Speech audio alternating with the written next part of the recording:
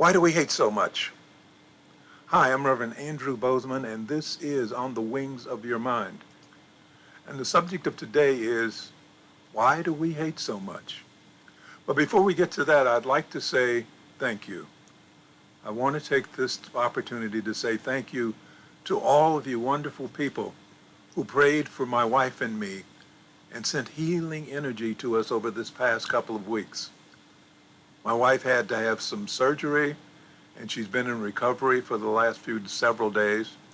And I had to take up the slack and become a caregiver and a housekeeper, duties which would have been challenging when I was a young 50-year-old, but are a lot tougher to handle now that I'm in a sometimes older 78. So your caring energy definitely helps. Thank you very much. Even though I wasn't online last week, my thoughts were here. And one of the things that poked my mind was the fact that hate is rising. There's an apparent rising of hate all around our society. Even though it seems that our consciousness is rising here on this planet, there also seems to be that it's simultaneous intensification of hate. I've been trying to figure out why. Because it seems that our efforts here and others like me, the light workers, seek to stimulate love, peace, and harmony. But in doing so, we seem to be walking up the down escalator. So it can be frustrating sometimes because we keep going and going at it, but that hate seems to keep on keeping on. Please, click on the thumbs up button below, and then if you haven't already done so, please choose to subscribe. Subscribing is, if you're looking at YouTube, it's in the lower right-hand corner. And of course, the thumbs up button is right below the video. And if you're viewing this on Facebook, well, the chat box is somewhere. It's usually on the left rather than the right. So in Facebook, it's on the left. In YouTube, it's on the right. But you'll have to look for it. And if you're looking at this in replay on YouTube, the comment section is below the video. Remember, I'd love to see your comments, thoughts, questions, which you've been kind enough to share with me, your experiences. Use the comment section. I'd really appreciate it if you would do that. So anyway, back to subject. Why does it seem like hate is growing instead of decreasing? Of course, it's a complex and multi-level answer. So first, let's start with the baseline. At the most basic level of our existence. On the physical plane, the human vibration gravitates toward the negative. And it seems to me that it's actually a matter of inertia. Because you see, in order for us as spiritual beings to enter the plane of physical reality, to get into body, we have to slow our vibrations down. Because physical matter vibrates at such a low rate. A much lower rate than our spiritual selves. So the process of slowing down, or actually falling from the higher vibration realms of spirit into the slower vibration realms of the physical space, we tend to continue in the same direction. In other words, we will continue falling. So we fall in the body, and then once we're in the body, we're going to continue to fall. The way I learned it in high school science is called inertia. And the definition of inertia was that an object at rest tends to stay at rest. And an object in motion tends to stay in motion in the same direction unless it is acted upon by some external force. So inertia says once you start falling, you're going to keep falling and keep falling until you hit something. So we naturally continue to fall because we're already going in that direction. And unless we make a dramatic turnaround to change direction and begin to rise, we can go very deeply into darkness, something akin to being in a black hole of existence. But the truth is we can't really rise by ourselves. We need help.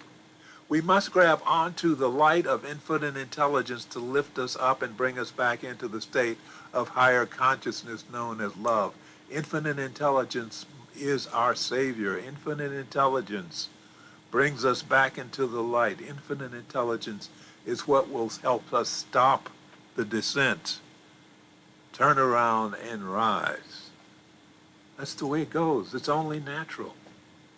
That's why the negative emotions like hate are so strong down here on the physical plane, and they're so easy to slip into, whereas love is harder to reach and maintain. So that's inertia.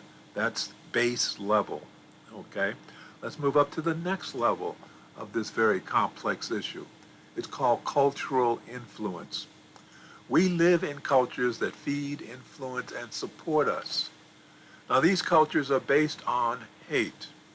And what I mean by that is the societies we live in are built on violence and competition. We live, thrive, and build nations on the premise of survival of the fittest. Survival of the fittest. That was a term coined by Charles Darwin in his description of the mechanism of evolution. Survival of the fittest. He saw that in nature. Survival of the fittest. The weak perish and the strong adapt and survive. So what happened was the warrior nations grew and developed on the same premise. Only they took on the role of nature and decided they were the fittest, and they killed anybody who could not beat them. So the peaceful nations were destroyed, and the warring nations dominated. And that's where we're living today. We are living in one of the warrior nations. As a result, the nations that are now in power claim that power through conquest, and they justify their behavior by claiming survival of the fittest. The problem with that mindset, though, is that it requires the conqueror to see everybody else other than himself as inferior, as less than human, as not worthy of breathing the same air. And that way of perceiving the world is called hate. So we live in societies that are built on the justification of hate as a way of being. Every one of our societies in power has participated in mass murder, oppression, and some form of racism to establish and hold power over those that they hate. And the trouble with that position of dominance, is that it's not permanent. Why? Because they live in the fear that a stronger society will one day conquer them as they have conquered others. Which brings in another aspect of societal hate. It's called fear. We see fear expressed in the unending race to be more dominant in terms of weapons developed and accumulated in so-called arms races. We also see that fear expressed in those preemptive strikes. You've heard of those. Preemptive strikes which are designed to prevent the perceived enemy from getting stronger or from hurting the attacker first. It's said that at the most basic level, there are only two motivations for human action: love or fear. Love or fear. And when we look more closely at the emotion of hate, we will see that fear is the basic driving ingredient in that recipe called hate. Fear. Now, the next level of our examination of hate is on the individual level. Here is where we get into the most identifiable expressions of hate, person-to-person hate.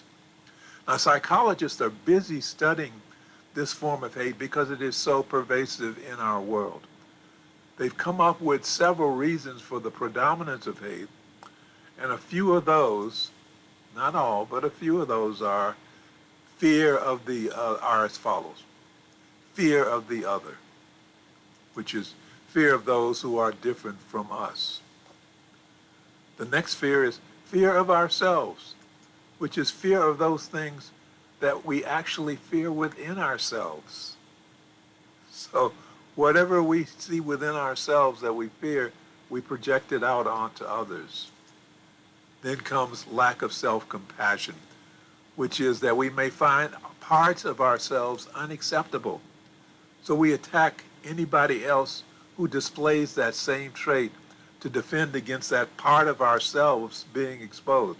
For example, some of the most vicious attackers of homosexuals I have found were actually homosexuals who were in hiding. The strongest opponents to smoking are those who have quit smoking. The biggest haters of liquor are those who are fighting against their own alcoholism. It's a very interesting phenomenon. So it's projecting onto others what you fear within yourself. So let's go over it again. Hate. Hate on this physical plane, when you come down to the basic, it's based on inertia, because our fall into physical reality, natural, continues on its set path downward into darkness.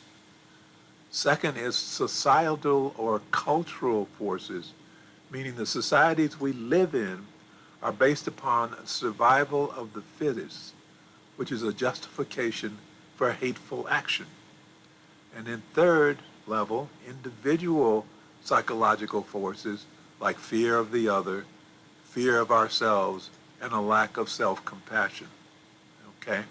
So those are the things we're dealing with here in terms of hate as we break it down. And so tomorrow we're going to continue to explore the subject of why do we hate so much? We're going to get into it and how to get out of it. So, hate. Why do we hate so much, and why does it seem to be growing in our society today? So I look forward to seeing you tomorrow. In the meantime, let's close with prayer.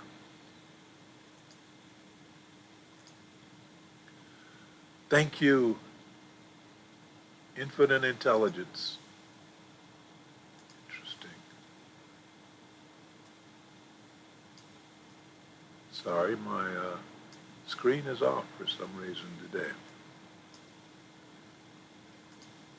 Thank you, infinite intelligence, for bringing us into this life so we may continue, so that we may become spiritual warriors and join in the work that we have come here to do. Thank you, infinite intelligence, for bringing us into this space of awareness of ourselves and deeper understanding of ourselves and our relationship to life and infinite intelligence. Thank you for showing us who we really are. We open our minds and hearts to the truth of our being. We are the children of God. We are individualized expressions of infinite intelligence.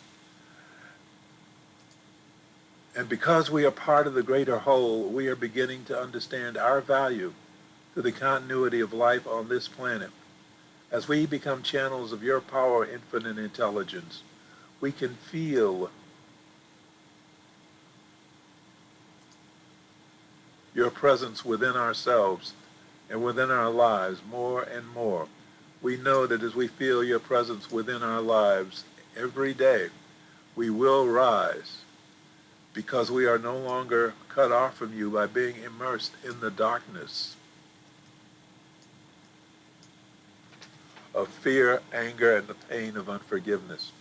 So we are now restoring our connection to the grace of forgiveness, knowing that as we learn to forgive ourselves for the pain we have caused to ourselves, and as we learn to forgive those who have inflicted pain upon us, our connections will grow stronger, and our lives will grow happier and healthier and more prosperous. And for this, we are truly grateful. As above, so below. As within, so without. And so it is. Amen.